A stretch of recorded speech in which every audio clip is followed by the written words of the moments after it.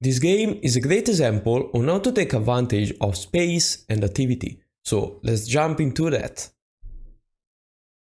First of all, I'm playing as white and I'm an e4 player, so I play d4, and my opponent answered with knight on f6. Knight on f6 is the Aliokin defense, the most played move, and the move I suggest you to play if you want to take advantage and punish this opening is playing e5. And e5, first of all, takes space, and also it is a really good pawn because it prevents many opponent plays. For example, the knight, since he's attacked, can't go back on f6, so we avoid playing the normal stuff, and the knight has to move and has to go on d5.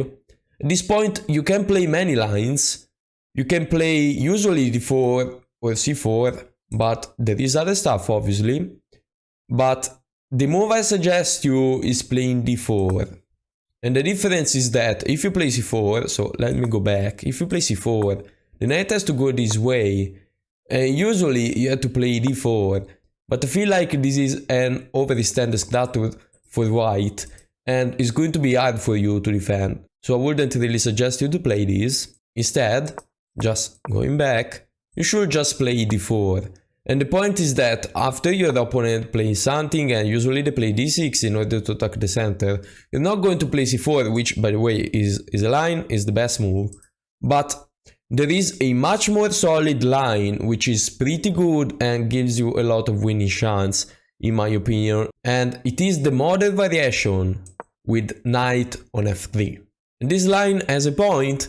If you take, I'm going to take with the pawn, and then I might play c4, develop the knight, take some space. The difference is that I'm not overextending. I can defend the pawn on c4, maybe playing b3. That's the difference. I no more have this weakness on d4. And that makes a lot of sense. Also developing a minor piece, I can castle short as soon as possible, which is another good thing to do. And my opponent decided to pin my knight, playing bishop on g4, and at this point I can just play bishop on e2. And why bishop on e2 instead of playing bishop on c4, for example? Well, if I play bishop on c4, first of all, the knight can move and it can play, for example, knight on b6, attacking the bishop, but it also has a stronger move, which is just taking. Now, if I take, obviously, I can take with the queen, so it's not a problem. And after I take, I can play e6. This bishop is basically useless. I mean, yes, it's putting pressure on the knight, but the knight is not going to move. So at a certain point, you might have to play this bishop for the knight. And also, if I move the queen, it's going to take the knight, damaging my structure. I can't move the knight, so this bishop is really annoying. So instead of playing bishop c4, that as you can see doesn't really do a lot, you should play bishop on e2 instead. And the point is that now I can move the queen and I can move the knight because it's not pinned. And if I move the queen and it takes, I can just take with the bishop, and the light square bishop is going to be a monster controlling this really long diagonal. So my opponent obviously didn't take. Now, a lot of you guys I know will take. But you need to understand that whenever you play this move, you play this move not to take the knight, but just to pin it. So at this point, you're not going to take the knight. Your mission, what you wanted to do, was just pin it. Now that you can't do that, you might have the bishop, but certainly you don't want to play the bishop for the knight because it's better. So after my opponent played e6, I just decided to castle, and castling is a really logical move. Now my king is out of any danger, and again, if you take, I have no problem. e6 is good at defense the knight, but don't really care, and I show you why pretty soon. The other point of e6 was also playing bishop on e7, obviously, because you want to develop your pieces and castle as soon as possible. But now, I show you the power of taking space. And the move I played, it is really strong. In this position, you need to see your opponent's weakness. And his weakness, in this case, is the knight. The knight is on the middle of the board, so it makes it a really strong knight. The problem is that it's a target of many of my pieces, and that's a good example. I played pawn on c4. Now, pawn on c4 does three things. First of all, attacks the knight, so my opponent has to waste another time moving it. Second, this pawn takes a lot of space, just a lot of space. Now I'm restricting my opponent play. And you're going to see why it is important, because if you take space, your opponent has less move to play, because I mean, unless he wants to lose every piece he has. So I'm restricting my opponent play, which means that my pieces are going to be more active, which means that the one who is attacking is going to be me, and the one who is defending is going to be him. And the problem is that since his pieces are so restricted, they might not be capable of defending the position. That's why taking space is really important. So now it has to move.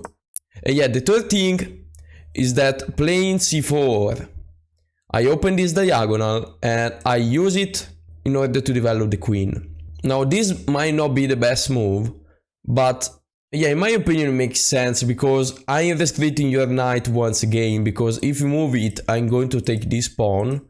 Also this pawn is defended one more time, and also I'm unpinning in the future, still defending the knight from the distance. So I think that's not a bad move.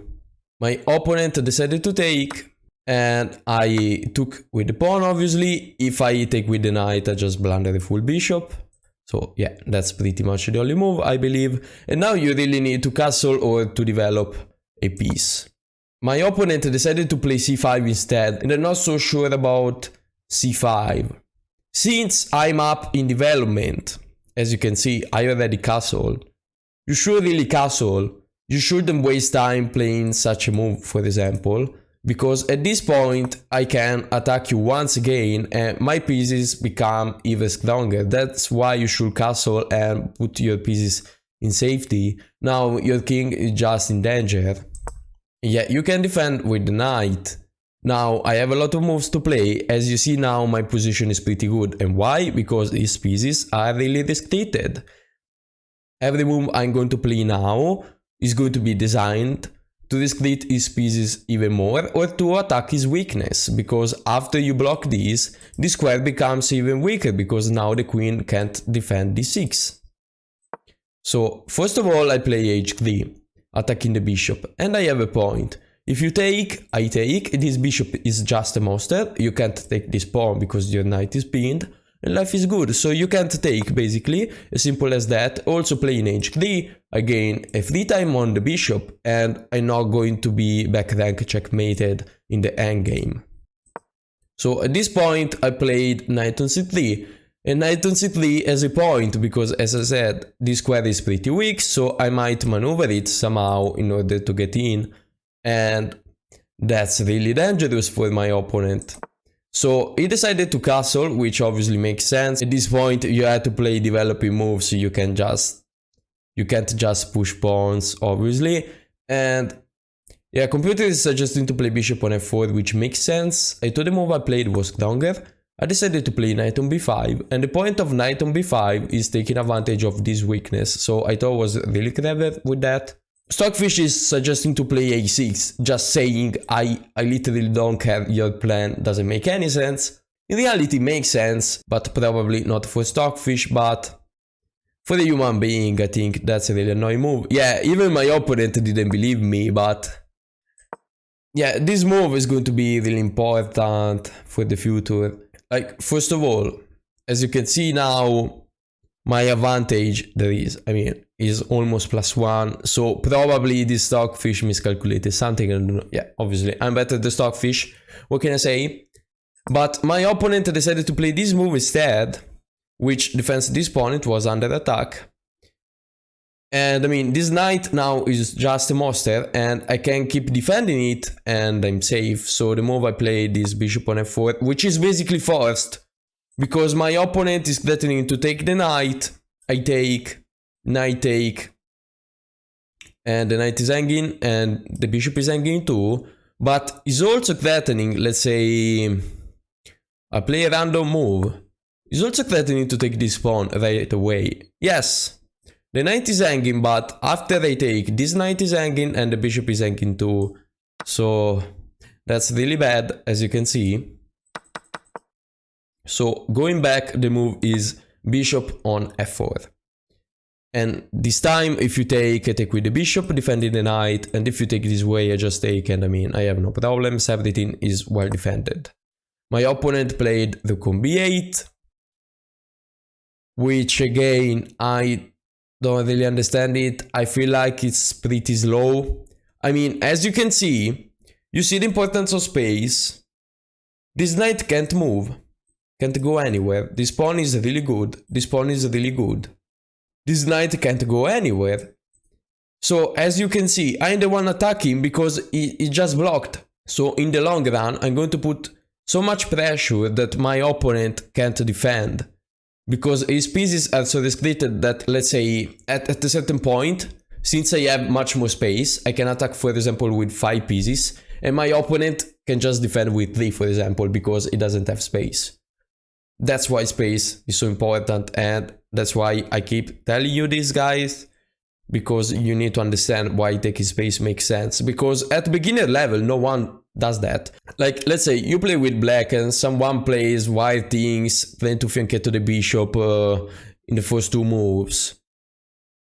Not many people take space playing d5 or e5, and because they don't understand the importance of doing that.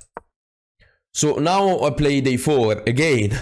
I want space, I want as much space as possible, and this move makes a lot of sense in my opinion. If you push, I think positionally you are lost.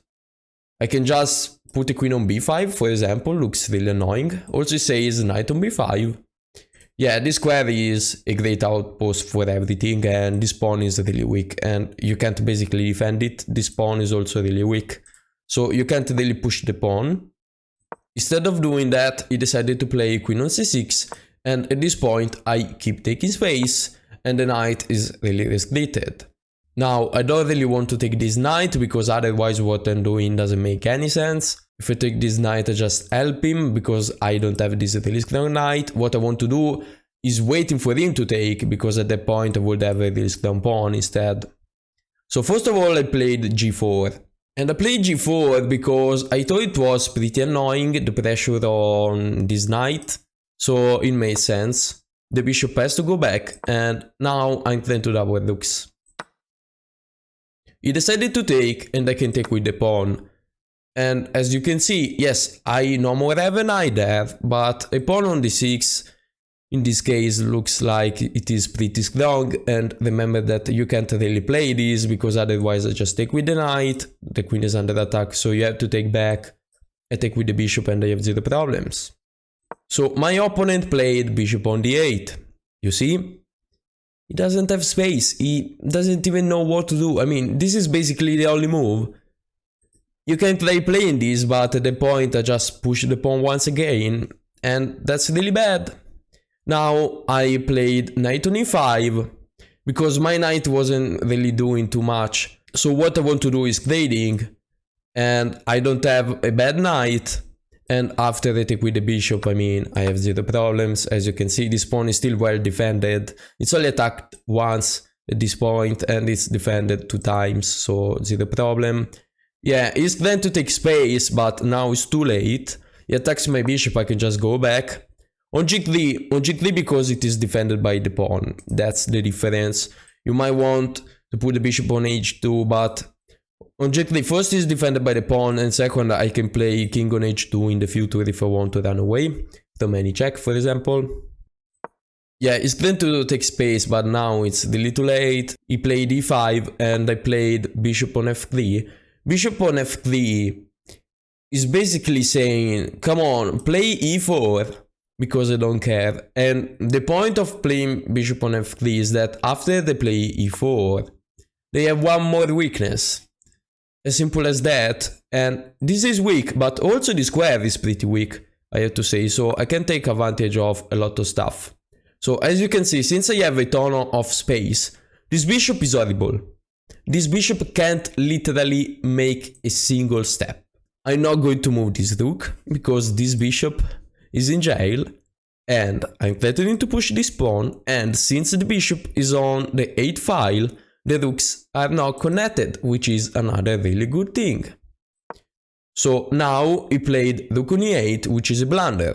he blundered the fact that after I play d7, not only this rook is under attack, but also this rook is under attack. Although I had to say it is a really difficult position to play for black. I mean, it was basically lost even if he didn't play this.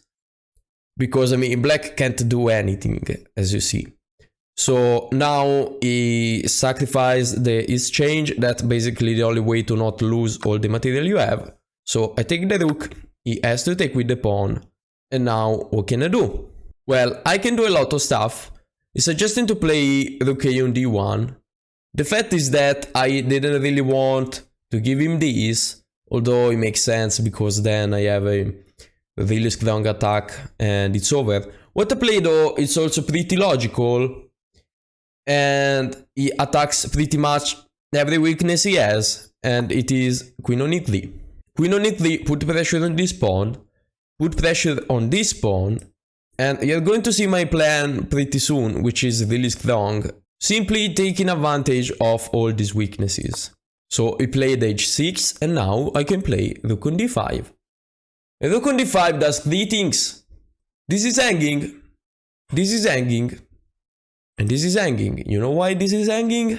Because the queen can't defend it now. That's a really good move.